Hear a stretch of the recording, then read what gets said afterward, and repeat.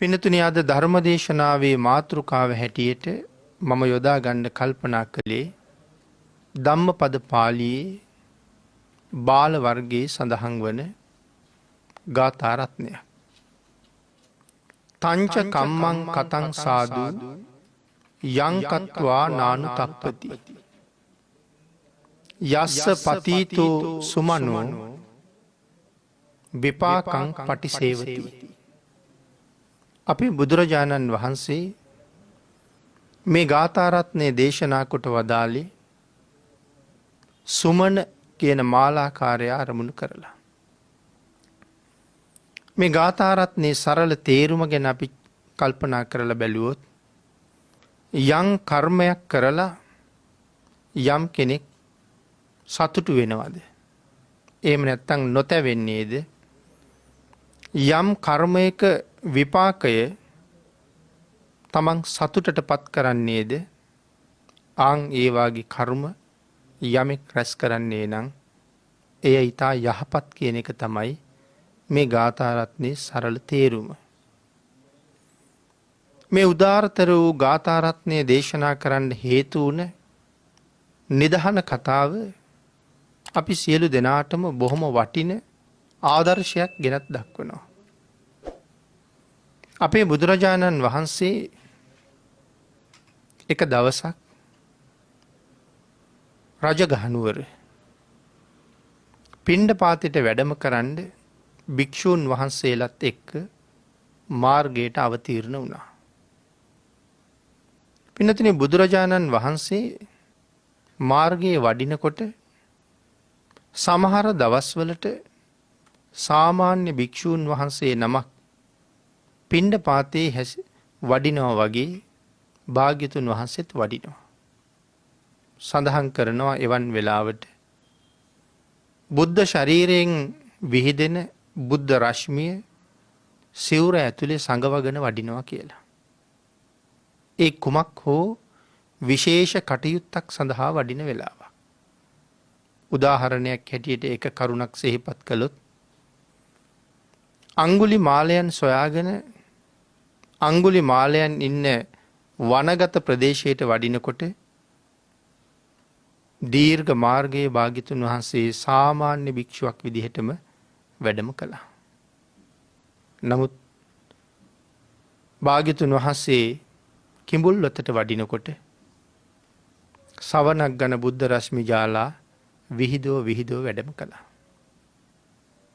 මේ දවසෙත් භික්ෂූන් වහන්සේලා එක්ක රජගහනුවර පිණ්ඩපාතේ වඩිනකොට බුද්ධ ශරීරයෙන් නික්මෙන ෂඩ්වර්ණ රශ්මිය පාට 6කින් තමයි විහිදෙන්නේ. මේ විහිදෙන බුද්ධ රශ්මිය වළක්වන්න නැතුව ඒ විදිහටම රශ්මිය විහිදෙන්න ඇරියා.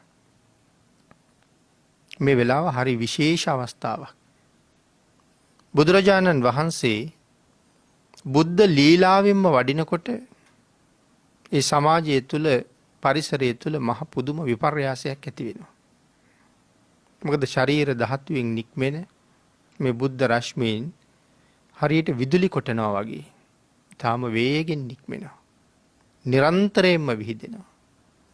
විහිදිලා තනියම ගලාගෙන යනවා විතරක් නෙමෙයි කියලා විශේෂයෙන් සඳහන් කරනවා.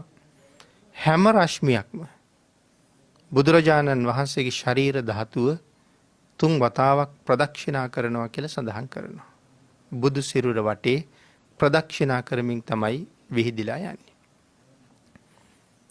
ඊට කුඩාවට නමුත් ආරම්භ වෙලා විදුලි කොටනවා වගේ නමුත් ශරීරයෙන් ඈතට යන්න තරුණ තල් කඳන් වගේ විශාල රශ්මි ධාරා හැටියට විහිදිලා යනවා කියලා සඳහන් කරනවා.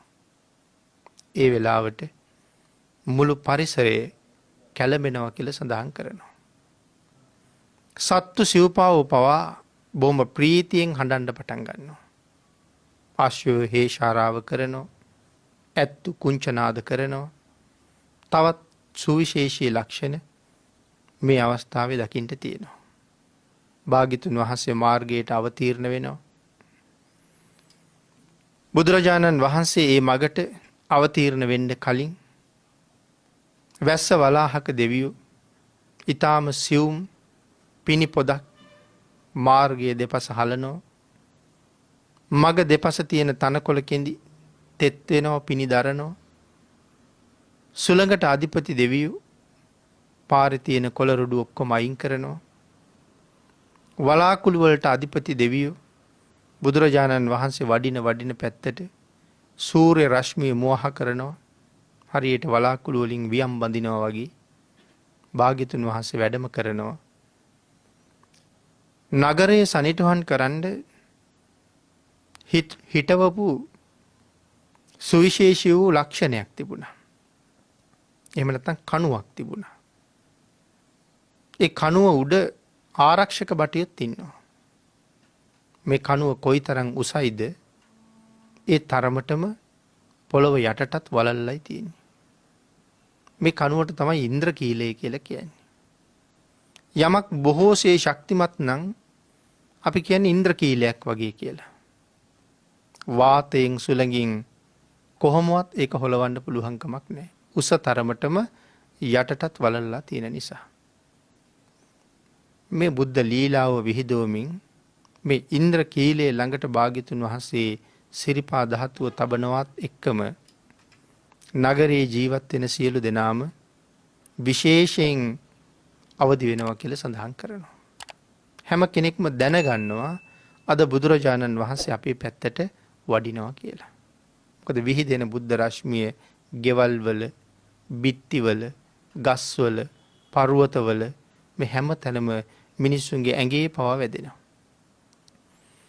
මේ ආශ්චර්ය දරා ගන්න බැරුව තමයි සත්තු සිව්පාව පවා ප්‍රීතියෙන් හඬන්නේ.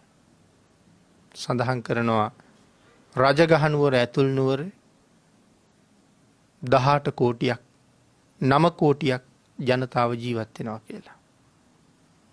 පිටත නුවර 9 කෝටියක් ජීවත් වෙනවා. ඇතුල් නුවරයි පිට නුවරයි 18 කෝටියක්. ලොකු කුඩා ભેදයක් නැතුව සඳහන් කරනවා මේ 18 කෝටියක් ජනතාව. බුදුරජාණන් වහන්සේට පූජා කරන්න යමක් අතේ නැතුව නම් ගෙවල් වලින් එළියට බහින්නේ නැහැ කියලා. ඒ තරම්ම අසිරිමත් බොහෝ දෙනාට අප්‍රමාණ කුසල් ගංගා ගලවමින් තමයි භාග්‍යතුන් වහන්සේ මේ ගමන වඩින්නේ. බුදුරජාණන් වහන්සේ මෙහෙම වඩිනවා දැකපු සුමන කියන මල් සපයන්න බිම්බිසාර රජුරවන්ට හැමදාම මල් සපයන්නේ මෙයා. එදා මල් කූඩෙත් අරගෙන එනකොට බුදුරජාණන් වහන්සේ ඉස්සරහින් වඩිනවා. බුද්ධ රශ්මිය දිහා බලන්න බෑ. ඒ තරම්ම ආශ්චර්යමත්. මේ මහා උතුම් පුරුෂයාණන් වහන්සේට අද මා විසින් කුමක් පූජා කරමුද කියලා හිතුණා. වෙන දෙන්න දෙයක් නැති නිසා සුමනට හිතෙනවා මගේ ළඟ තියෙන මල් ටික පූජා කරන්න තිබුණා නම් හොඳයි කියලා. හැබැයි මේ මල් අරගෙන යන්නේ රජ්ජුරුවන්ට. රජ්ජුරුවන්ට හැමදාම මල් නැලි 8ක් අරගෙන යනවා. ඒකට සුමනට කහවණු 8ක් ලැබෙනවා. සුමනගේ ආදායම. සුමන කල්පනා කළා රජ්ජුරුවන්ට අද මල් ගෙනිච්චොත් මට අදත් යන්තම් ජීවත් වෙන්න කහවණු 8ක් හම්බ වෙනවා. නමුත් මේක අරගෙන ගියේ නැත්තම් මගේ හිස ගසා දාන්නත් පුළුවන්. එහෙම නැත්තම් සිරගත කරන්නත් පුළුවන්. එහෙමත් නැත්තම් රටින් පිටුවහල් කරන්නත් පුළුවන්. ඒ හින්දා මල් නොගිහිනුත් බෑ. නමුත් සුමන ආපහු කල්පනා කළා රටින් පන්නනෝ නම් රටින් පන්නපුවාවි. හිරේ දානෝ නම් හිරේ දාපුවාවි. ජීවිතේ නැති කරනෝ නම් ජීවිතේ නැති කරපුවාවි. කහවණු 8ට වඩා භාග්‍යතුන් වහන්සේට මේ මල් පූජා කරගත්තොත් මට අවුරුදු කෝටි ප්‍රකෝටි ගණනක් යහපතක්ම වෙනවා කියලා. බුදුරජාණන් වහන්සේගේ ඉස්සරහට ගිහිල්ලා නතර වෙලා තමන්ගේ මල් මිටි 8න් මල් මිටි 2ක් බුදුරජාණන් වහන්සේගේ හිසට ඉහළින් විසි කළා. අනන්ත බුද්ධානුභාව බලයත් සුමනට අප්‍රමාණ ප්‍රීතියක් උපදවන්නත් මේ විසි කරපු මල් බුදුරජාණන් වහන්සේගේ හිසට ඉහළින් මල් වියනක් ඉහළුවා වගේ රැඳිලා හිටියා. ඒක දැකලා ප්‍රීතියට පත්වෙච්ච සුමන ඊළඟ මල් මිටි දෙකත් අහසට විසි කළා. බුදුරජාණන් වහන්සේගේ දකුණු පැත්තෙන් පල්ලහැට මල් තිරයක් දැම්ම වගේ ඒ මල් එකක් යට එකක් පේලියට අපූරුවට හැදුනා. ඊළඟ මල් මිටි දෙකත් අහසට දැම්මහම පිටුපස පැත්තත් ඒ විදිහටම තිරයක් දැම්ම වගේ අනික් මල් මිටි දෙකත් අහසට දැම්මහම වම් පැත්තෙනුත් තිරයක් දැම්ම වගේ. උඩින් මල් වියනක් වටේට මල් තිරයක් වගේ. මේක දැකලා මිනිස්සුන්ට ඇති වුණේ පුදුම ප්‍රීතියක්. මිනිස්සුන්ගේ ඔල්වර සංහඬ, මිනිස්සුන්ගේ සාදුකාර හඬ, මිනිස්සුන්ගේ සතුට, මිනිස්සු සියලු දෙනාම බුදුරජාණන් වහන්සේගේ පිටිපස්සෙන් හඬ නගමින් සාදු කියා මෙච්චරක් කියලා කියන්න බැරි විශාල ජනගහනයක් පෙළ ගැහුණා.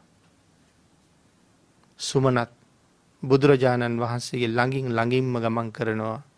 භාග්‍යතුන් වහන්සේගේ ශරීර ධාතුවෙන් නික්මෙන බුද්ධ රශ්මිය සුමනගේ ගත පුරාම දැවටෙනවා. අපි සඳහන් කළා මේ රශ්මි දහරා හැම එකක්ම 3 වතාවක් බුදුරජාණන් වහන්සේගේ ශරීර ධාතුව ප්‍රදක්ෂිනා කරනවා කියලා. පින්නතුනි තවත් කාරණාවක් ඕකට පැහැදිලි කරනවා. සමහර වෙලාවට අපි දේශනාවල් අහනවා බුදුරජාණන් වහන්සේ ඊටාම කලාතුරකින් නමුත් සිනහවක් පහළ කරනවා දැක්කහම ආනන්ද හාමුදුරුවෝ අහනවා ස්වාමීනි සිනහ පහළ කළේයි කියලා. තවත් ස්වාමින් වහන්සේලා සමහර අවස්ථාවල් වල එහෙම අහලා තියෙනවා. නමුත් මේ වෙලාවේ සිනහ පහළ කරනවද කියලා බලන්න කවුරුවත් බුදුරජාණන් වහන්සේගේ ඉස්සරහ නැහැ. ඉස්සරහින්ම වඩින්නේ බුදුරජාණන් වහන්සේ. අපි සිනහ වෙනවා වගේ හඬ නගලා සිනහ වෙන්නෙත් නැහැ. යන්තම් දන්ත ධාතුන් වහන්සේලා පෙනෙන්න සිනහවක් භාග්‍යතුන් වහන්සේගේ මුව මඩලේ දකින්න. පිටිපස්සෙන් වඩින ආනන්ද හාමුදුරුවෝ බුදුරජාණන් වහන්සේ සිනහ පහළ කරනවා දැක්කේ කොහොමද කියලා ප්‍රශ්නයක් අහපුවාම ඒකට ආනන්ද හාමුදුරුවෝ අපූර්ව උත්තරයක් දෙනවා.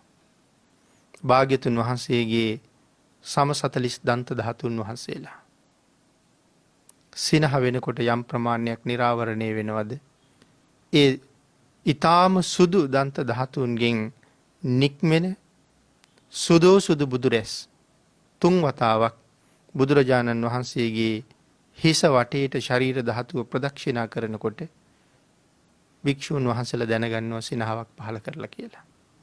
ඒ කිනුයි දැනගත්තේ කියලා සඳහන් කරනවා.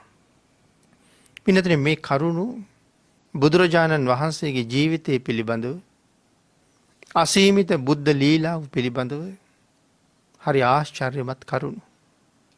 විවේකීව බුදුරජාණන් වහන්සේ ගැන හිතනකොට මේ ශරීර ධාතුවෙන් මේ රශ්මි ජාලා පැන නගින්න භාග්‍යතුන් වහන්සේ මොන තරම්නම් නික්ලේශීද කියලා හිතනකොට සංසාරේ මොන තරම් ගුණ පුරන්නේ නැද්ද මේ එක රශ්මි කදම්බයක් වෙනුවෙන් කොයි තරම් උන්වහන්සේ පාරමිතා පුරන්නේ නැද්ද කියන කාරණාවල් හිතනකොට කවදාවත් අපිට ඒවා හිතලා ඉවර කරන්න පුළුවන් කමක් නැහැ.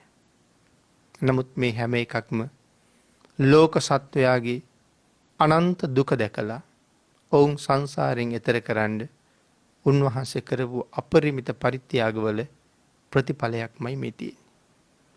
බුදුරජාණන් වහන්සේ මේ විදිහට වඩිනවා. මිනිස්සු සාදු කිය පිටිපස්සෙන් එනවා. සුමන මල්කරුගේ සතුට නිම්හිම් නැතුව ගිහිල්ලා තියෙන මොහොතක්. ඒ නිසා භාග්‍යතුන් වහන්සේ කල්පනා කළා මුළු නගරේ පුරා වඩිනකොට ප්‍රධාන වීදිවලම වඩින්න ඕන කියලා. එහෙම වැඩම කරමින් භාග්‍යතුන් වහන්සේ ඉදිරියට වඩිනවා. සුමන මල්කරු සෑහෙන දුරක් බුදුරජාණන් වහන්සේගේ පිටිපස්සෙන් ගිහිල්ලා තමන් මල් අරගෙන යන හිස් කූඩ ටිකත් අරගෙන තමන්ගේ ප්‍රීතිය භුක්ති විඳලා තමන්ගේ ගෙදරට ගියා. සුමනගේ බිරිඳ හිස් කූඩ ටික දැකලා සුමනගෙන් ඇහුවා කොයි මල් කියලා. සුමන සඳහන් කළා මම අරගෙන ආව මල් අද ඔක්කොම බුදුරජාණන් වහන්සේට පූජා කළා කියලා. සුමනගේ බිරිඳ ඇහුවා එතකොට රජ්ජුරුවන්ට මල් ගෙනියන්නේ නැද්ද? රජවරු නම් හරි දරුණුයි. රජවරු හරි සැරපරුෂයි. අද මල් නොලැබුණොත් ජීවිතේ නැති කරන්නත් පුළුවන්. රටින් පිටුවහල් කරන්නත් පුළුවන්. සිරගත කරන්නත් පුළුවන්. ඒ දඬුවම පවුලටම වෙන්නත් පුළුවන්. ඔබ ඒක ගැන හිතුවේ නැද්ද? සුමන කියනවා මට හිතුණා. නොහිතුණා නෙමෙයි. ඒත් මට කමක් නෑ කියලා හිතුණා. අපරිමිත බුද්ධ ලීලාවෙන් වඩින බුදුරජාණන් වහන්සේ වෙනුවෙන් මල් විතරක් නෙමෙයි මම මගේ ජීවිතෙත් අතහැරලයි මේ පූජාව කළේ. ඔය ඇහෙන හඬ මිනිස්සු ඒ අපූර්ව පූජාව දැකලා සතුටු වෙවි බුදුරජාණන් වහන්සේගේ පිටුපස්සෙන් පෙරහැරක් වගේ යන හඬයි ඔය ඇහෙන්නේ. නමුත් මේ කාන්තාවට ඒ කාරණාව හිතලා සතුටු වෙන්න තරම් පින් නැති නිසාද කොහෙද? ඇය දරුවොත් අරගෙන රජ්ජුරුව ළඟට ගියා. රජ්ජුරුව දැක්කම මේ ඇවිල්ලා ඉන්නේ සුමනගේ බිරිඳ කියලා. දරුවොත් අරගෙන ඇවිල්ලා ඉන්න නිසා කතා කරලා ඇහුවා ඇයි දරුවොත් අරගෙනම කියලා. සඳහන් කළා ස්වාමීනි මගේ ස්වාමියා අද ලොකු වැරැද්දක් කරලා. ඔබ වහන්සේට ගෙනෙන මල් අද බුදුරජාණන් වහන්සේට පූජා කරලා. ස්වාමීනි යම් දඬුවමක් කරනවා නම් සුමනට මිසක් මටත් දරුවන්ටත් නෙමෙයි. සුමනට හොඳක් වේවා සුමනට නරකක් වේවා මම දැන් සුමන අත්හැරලා ඉන්නේ. ඒ හින්දා අපට දඬුවම් කරන්න එපා. දඬුවම් කරනවා නම් සුමනටම දඬුවම් කරන්න කියලා. මම ඔහු අත්හැරිය බව දැනගන්න කියලා කිව්වා. රජ්ජුරුව ඒ වෙලාවේ කේන්ති ගත්ත බවක් පෙන්නවා. පෙන්නලා ඇයට සඳහන් කළා හොඳයි මට ගෙනාපු මල් බුදුරජාණන් වහන්සේ වෙනුවෙන් පූජා කළා නම් මට ගෙනාපු මල් සුමන මගදී අත්හැරියානම් ඒ කර්මය වෙනුවෙන් ඔහුට කරන්න ඕන හොඳම වැඩේ මොකක්ද කියලා මම බලා ගන්නම් කියලා කිව්වා. රජ්ජුරුවත් වහාම නැගිටලා බුදුරජාණන් වහන්සේ වඩින පෙරමගට ගියා. බුදුරජාණන් වහන්සේ මුළු නගරයේම ප්‍රධාන වීදිවල වැඩම කරලා දානේ වෙලාව වෙනකොට රජ්ජුරුවන්ගේ මාලිගාවට වැඩියා. මේ වෙලාවේ බිම්බිසාර මහරජුරුව ආරාධනා කළා ස්වාමීනි භාග්‍යතුන් වහන්සේ රජ මාලිගාව ඇතුළටම වඩින්න කියලා. නමුත් බුදුරජාණන් වහන්සේ ඒකට කැමැත්තක් දැක්ුවේ නැහැ. රජ මාලිගාවට වැඩියා නම් මේ රැස් වෙච්ච පිරිසට සුමනගේ පූජාවේ අසිරිය දකින්න ලැබෙන්නේ නැහැ. ඒ නිසා කැමැත්ත ප්‍රකාශ කළා මම මිදුලෙම වැඩ ඉන්නම් කියලා. අතීතයේ මිනිස්සු මොනතරම් දක්ෂද? අතීතයේ මොනතරම් දියුණුද? බුදුරජාණන් වහන්සේ ඇතුළු වැඩම කරපු මහා සංඝරත්නයට ඒ මොහොතේ දම් පිළිගන්වන්න රජ්ජුරුවන්ගේ පිරිස මොහොතක් ගත වෙනකොට රාජාංගනේ මණ්ඩප හදලා අසුන් පනවලා ඉවරයි. අපිට එහෙම මොහොතක් හිතා ගන්නවත් බෑ. අපේ ගෙදරක දානයක් දුන්නත් වියන් ටික බැඳලා අසුන් පනවලා ඇතිරිලි දාලා ඒ දන් දෙන ශාලාව සකස් කරගන්න සමහර වෙලාවට දවසක් අමාරක් ගත වෙනවා.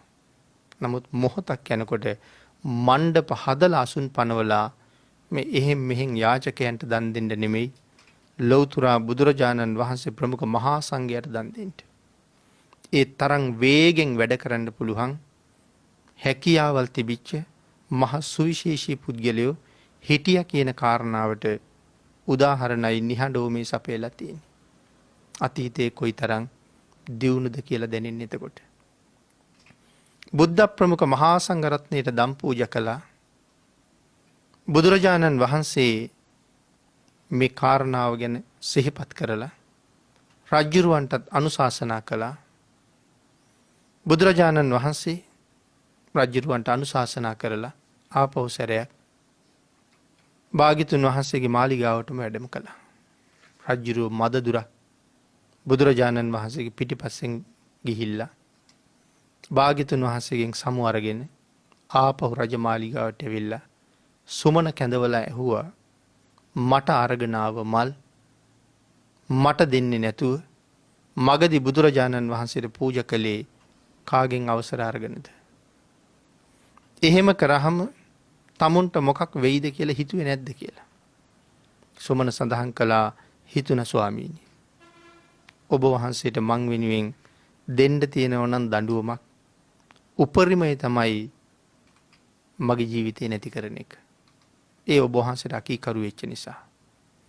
එහෙම නැත්තම් මම හිරගත කරන එක. එහෙමත් නැත්තම් මට මගේ රට අහිමි කරන එක. මේ තුනෙන් මට කෝක කළත් කමක් නෑ කියලායි මම හිතුවේ. මල් විතරක් නෙමෙයි මම මගේ ජීවිතෙත් පූජ කළා. බුදුන් සරණ යන ක්‍රම 4ක් අපේ ධර්මයේ සඳහන් කරනවා. මේ වෙලාවේ මේ මොහොතේ සුමන බුදුරජාණන් වහන්සේට ජීවිතේ පූජ කළා කියන්නේ තත් පරායන සරණාගමණයෙන් සරණ ගියා කියන එකයි. ඒ මොහොතට මෙහෙම කරන්න යමෙක් හිතුවනම් ඔහුට සංසාරේ දුර්විපාකයක් නම් නැහැ. සුමනගේ ප්‍රකාශයෙන් ප්‍රීතියෙන් ප්‍රීතියට පත්වෙච්ච රජුරු සුමනට විශේෂ සංග්‍රහ රාශියක් කළා. විශේෂිත ඇත්තු 8 දෙනෙක්, විශේෂිත අශ්වයෝ 8 දෙනෙක්, දාසයෝ 8 දෙනෙක්, දාසියෝ 8 දෙනෙක්, සුවිශේෂී ආභරණ 8ක්.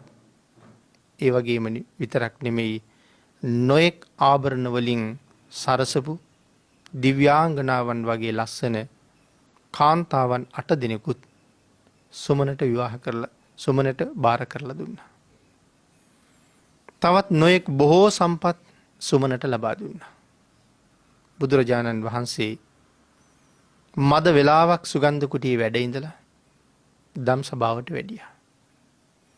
භික්ෂූන් වහන්සේලා භාග්‍යතුන් වහන්සේ වඩිනකොට මොන වගේ කතාවක යෙදලා හිටියද කියන කාරණාව විමසුවාම උන්වහන්සේලා සඳහන් කළේ ස්වාමීනි අපි සුමනගේ පූජාව ගැනම කල්පනා කළා. සුමනගේ පූජාව ගැනම කතා කළා. අපේ බුදුරජාණන් වහන්සේ භික්ෂූන් වහන්සේලාට ඒ පිළිබඳව විශේෂයෙන් කරුණු කාරණා දක්වලා අනුශාසනා කළා.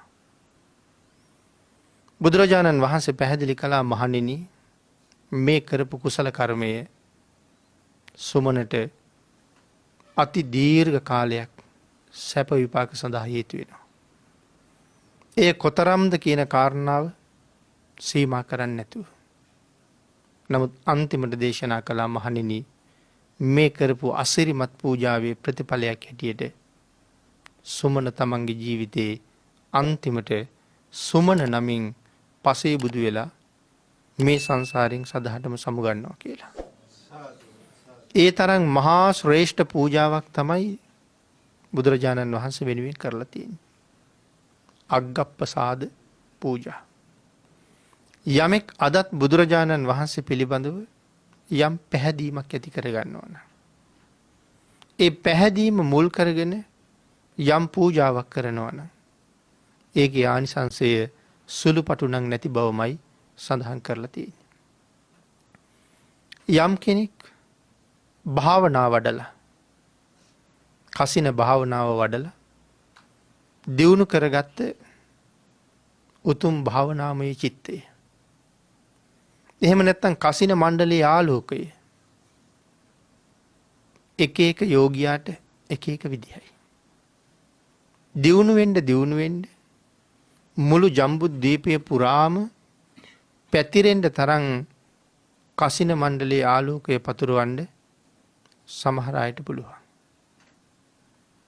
නමුත් ජම්බුද්වීපයේම මේ කසින මණ්ඩලයේ ආලෝකයෙන් බලන්න මොන තරම් කාලයක් ඒ සඳහා වෙහෙසෙන්න කැපකිරීම කරන්න සිද්ධ වෙයිද? නමුත් දේශනා කළා යමෙකුට මුළු දඹදිව පුරාම කසින මණ්ඩලයේ ආලෝකයේ පතුරවන්න තරම් ඒ භාවනාව දියුණුද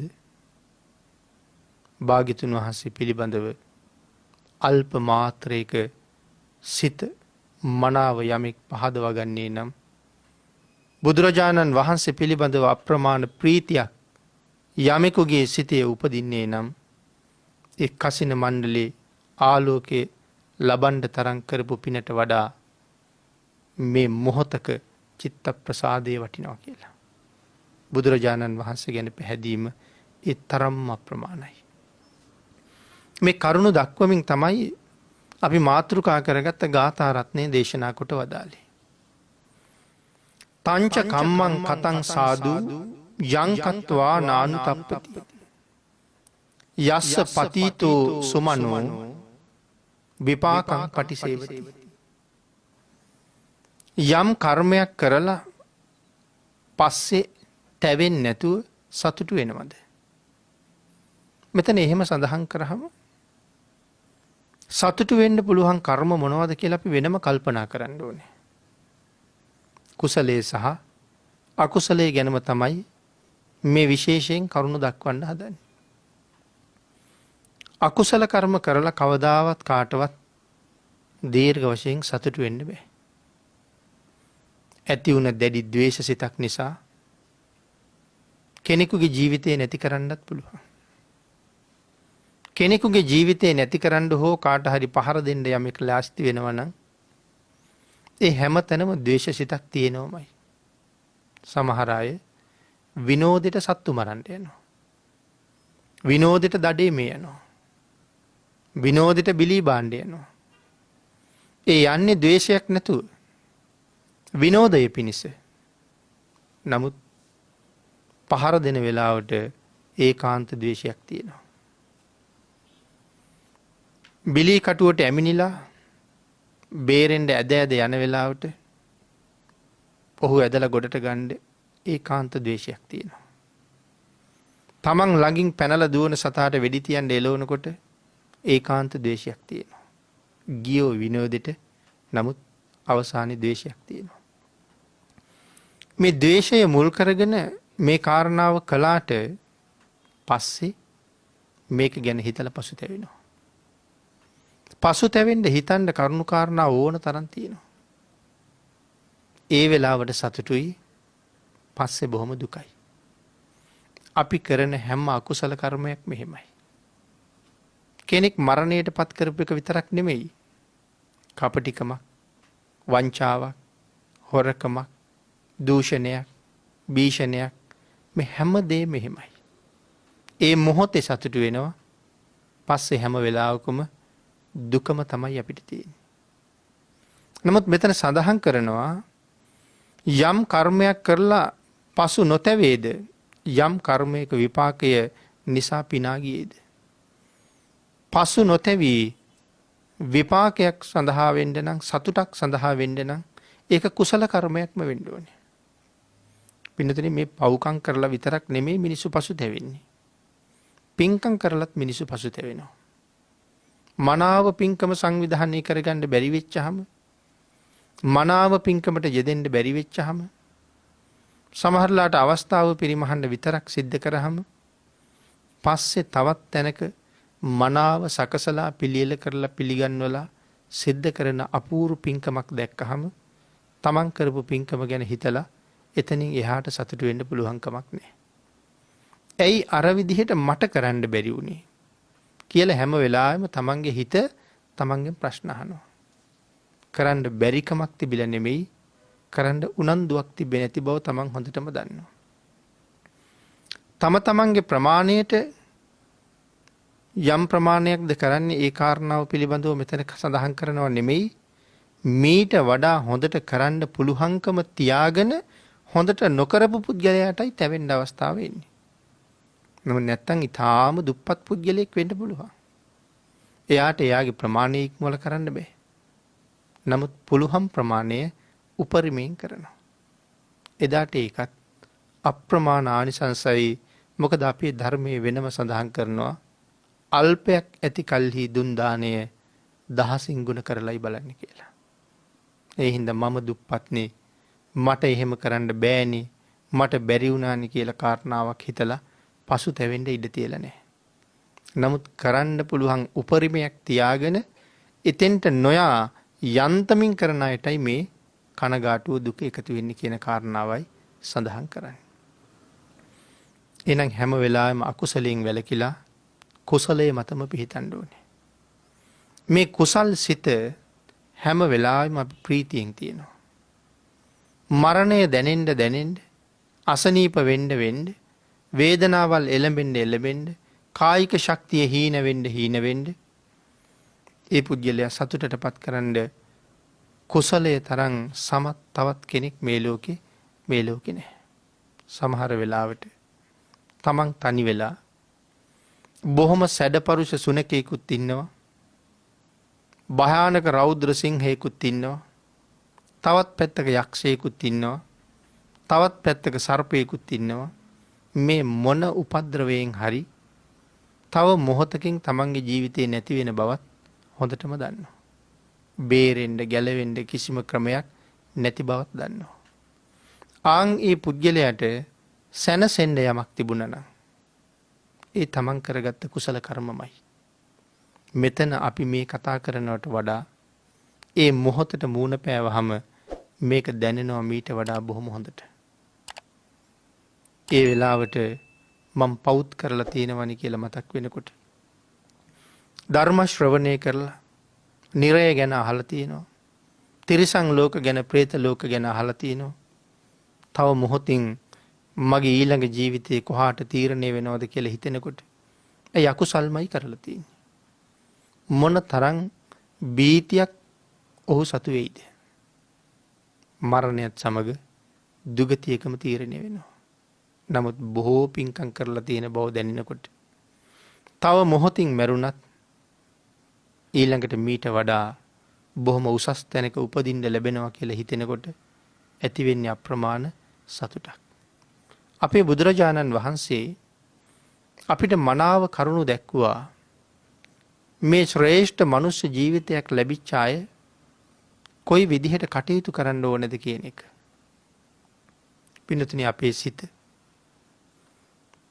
විටක ඇති වෙන සිතුවිලි ඊටාම ලස්සනයි. ඊටාම පිරිසිදුයි. නමුත් කුණු කයක් පෙරදරි කරගත්ත මේ කය දරාගෙන ඉන්න අපේ සිතේ වැඩිපුර ඇති වෙන සිතුවිලි ඒ වගේම අකුසල් සිතුවිලිමයි. දුගඳ හමන සිතුවිලිමයි. විටක ඊටාම ලස්සන සිතුවිලි බැඩි වලාවක උපදින්නේ මේ වගේ අකුසල් සිත්මයි. ලැබිලා තියෙන අවස්ථාව ඊටාම ශ්‍රේෂ්ඨයි. මනුස්ස ජීවිතය උතුම් බුද්ධාන්තරය ෂණ සම්පත් වලින් පොහොසත් ජීවිතය හරි ශ්‍රේෂ්ඨයි. සංසාරේ කොයිතරම් භයානකද කියන කාරණාව නිතර බණ අහන මේ අය දේශනාවල් වලින් ඕන තරම් අහලා තිනවා.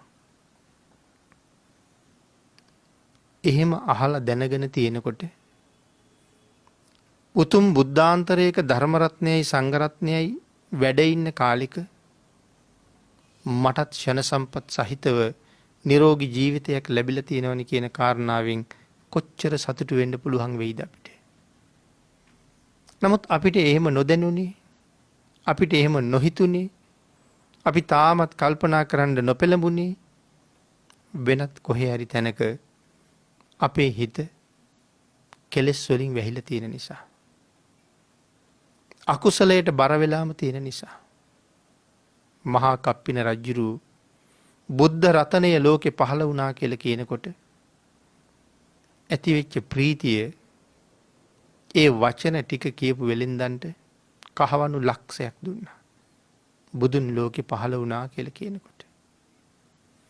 ඒ විතරක් නෙමෙයි රජුරවන්ට සෑහෙන වෙලාවක් යනකම් වචන පිට කරගන්න බැරුව හිටියා. එතකොට අපි කල්පනා කරන්න ඕනේ මේ සංසාරේ කොච්චර භයානකද, මනුස්ස ජීවිතයක් මොන තරම්නම් දුර්ලභද කියලා. භාග්‍යතුන් වහන්සේ දේශනා කළේ කන කැස්බෑවන් නිතර බිය සිදුරෙන් අහස බලයි මේ ලෝකේ මනුස්ස ජීවිතයක් ලැබපු කෙනෙක් මරුණට පස්සේ ආය සුගතියකට එනවා කියන එක ඊට වඩා බොහොම දුර්ලභ අවස්ථාවක් කියලා. බුදුරජාණන් වහන්සේ නිසාම බුද්ධාන්තර මුණ ගැහුණ නිසාම ටික හරි පින් කරලා එකතු කරගත්ත පිනේ ඵලයක් හැටියටයි ඔය උතුම් මනුස්ස ජීවිතය ලැබිලා තියෙන්නේ. නමුත් ඒක කවද වෙනකං පවතීද කොච්චර කල් පවතීද කියන කාරණාව අපි කවුරුවත්ම දන්නේ නෑ. අද තව මොහොතින් මේ ජීවිතයෙන් සමුගණ්ඩ අවස්ථාව එළඹෙන්න පුළුවන්. එහෙම වුණොත් මම සූදානන්ද කියන ප්‍රශ්නෙට හැම වෙලාවෙම උත්තරයක් හොයලා තියෙන්න ඕනේ. මහා කප්පින රජුට දැනුණ වගේ බුද්ධාන්තරය ගැන අපිටත් දැනෙන්න පටන් ගත්තොත් මේ උතුම් මොහොත කල්ප ගණනකින් අය මට නොලැබෙනව නේද කියන කාරණාව දැනෙන්න පටන් ගත්තොත් මං හිතන්නේ අපි මීට වඩා හුඟක් අප්‍රමාදී පුද්ගලයෝ බවට පත් වෙනවා. සියලුම කුසලයන් අතර හැම කුසලයක්ම අභිභවනය කළ මහ ශ්‍රේෂ්ඨතම කුසලයේ කියලා භාග්‍යවතුන් වහන්සේ පෙන්වුවේ අප්‍රමාදය. ඒ මොන පින්කම කරන්නත් අප්‍රමාදී බව අවශ්‍යයි. ප්‍රමාදී පුද්ගලයාට කම්මැලි පුද්ගලයාට කවදාවත් කුසල් කරන්න පහසු නැහැ. අප්‍රමාදයම අවශ්‍යයි. නිතර නිතර නිදිගත්ත පුද්ගලයාට මේ ජීවිතෙන් හැබෑ ප්‍රයෝජන නෙලන්න බෑ. පිනුතුනි හිතලා බලන්න. කෙනෙක් දවසකට පැය 8ක් නිදා ගන්නවනම් ජීවත් වෙන්න අවුරුදු 60ක් තියෙනවනම් දවසකට පැය 8ක් නිදිය ඇවොත් අවදියෙන් ඉඳලා තියෙන්නේ අවුරුදු 30යි. අවුරුදු 60න් අවුරුදු 30ක්ම නිදියලයි තියෙන්නේ. භාග්‍යවතුන් වහන්සේ දේශනා කළේ නින්ද ජීවිතයේ වඳ බව කියලා. ඒ නිසා කොතනවත් නින්ද අගය කරපු තැනක් බුද්ධ ශාසනයේ නැහැ. මේ ජීවිතේ හම්බුනේ නිදියන්න නෙමෙයි සතර පායෙන් ගොඩ යන්න. ඒ නිසා ලැබුණ අවස්ථාවෙන් උපරිම ප්‍රයෝජන ගන්න කියලා දේශනා කරන්නේ මේ කාරණාව හින්දාමයි. ධර්ම දේශනාවට තියෙන කාලයත් නිමා වෙමින් තියෙන නිසා සුමන මාලාකාර සමාගමයයි අපි බොහොම කෙටියෙන් සිහිපත් කළේ එක ශ්‍රද්ධාවන්තයෙක් බුදුරජාණන් වහන්සේ පිළිබඳව අප්‍රමාණ චිත්ත ප්‍රීතියෙන් ජීවිත පරිත්‍යාගයෙන් කරපු පූජාවක්. ශ්‍රද්ධාව පෙරදරි කරගෙන ඒ කරපු අපූර්ව පූජාව කොයි තරම්නම් ශ්‍රේෂ්ඨද. සිත්පිත් ඇති බුදුරජාණන් වහන්සේට කරපු සිත්පිත් නැති මල් පූජාව. නමුත් ඒ මලුත් හැම මලකටම සිතක් තියෙනවා වගේ බොහොම අපූර්වට මලක් කෙලින් මලක් මලකට යලි මලක් පිහිටමින් මල් රේන්ද වගේ භාග්‍යවතුන් වහන්සේ වට කරගත්තා. මල් වියනක් වගේ උඩු වියනක්ද හැදුනා. භාග්‍යවතුන් වහන්සේ දා සුගන්ධ කුටියට ඇතුල් වෙනකොට සුගන්ධ කුටියේ දොරටුව ළඟ මේ සියලුම මල් බිම වැටෙනවා. එහෙමනම් ඒ පූජාව මොනතරම් අසිරිමත්ද. නමුත් අදත් තවත් එවන් පූජා කරන්න බැරි බවක් අපි කාටවත් නැහැ. අදත් ඒ පින කරන්න පුළුවන්. අදත් ඒ පූජාව කරන්න පුළුවන්. එදා කරපු පූජාවෙයි අද අපි කරන පූජාවෙයි කිසි වෙනසක් නැහැ. බුදුරජාණන් වහන්සේ ජීවමානයි කියන හැඟීම විතරයි අවශ්‍යයි. එදා සුමන භාග්‍යවතුන් වහන්සේ ළඟට යනකොට භාග්‍යවතුන් වහන්සේ යම්සේ වැඩ හිටියද මමත් මල් අරන් අද එතෙන්ට යනකොට එසේම භාග්‍යවතුන් වහන්සේ වැඩ ඉන්නවා කියන කාරණාව අපි අපේ මනසින් දකින්න ඕනේ. තිට්ඨන්තේ නිබ්බුතේ චාපි සමීචිත්තේ සමම්පලං. සිත සම කරන්න පුළුවන් නම් ඵලය සමාන බවයි දේශනා කළේ. ඔබට ලැබිලා තියෙන මේ උතුම් අවස්ථාවෙන් හැබෑම ප්‍රයෝජන නෙලන්න පුළුවන් වුණ මේ ශ්‍රේෂ්ඨ මොහොතින් ප්‍රයෝජන අරගෙන මරණ මංචකේ අසරණයෙකු බවට පත් නොවි බොහොම සතුටින් මරු වැළඳ ගන්න පුළුවන් මේට වඩා ඉහළ තැනක ඉපදෙන්න පුළුවන් ජීවිතයක් පෝෂණය කරන්න තුනුරුවන්ගේ අනන්ත ආශිර්වාදයෙන් ශක්තිය ධෛර්යය භාග්‍ය වාසනාව උදා වේවා කියලා ආශිර්වාද කරනවා.